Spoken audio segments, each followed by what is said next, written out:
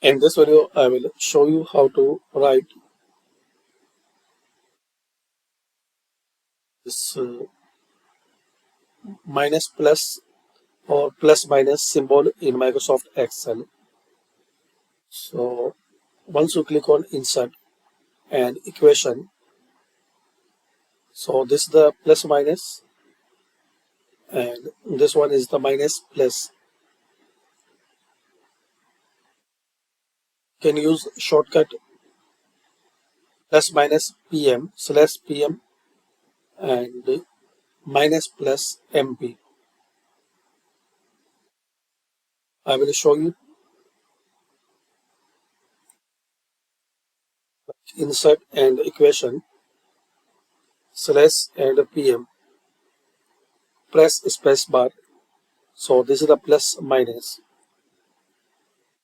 and slash MP and press space bar on keyboard. So you can type minus plus. So this way you can type this symbol in Excel. And there are some more method, but it's a quick and easy method. Just equation and slash plus minus or minus plus like PM or MP and press space bar.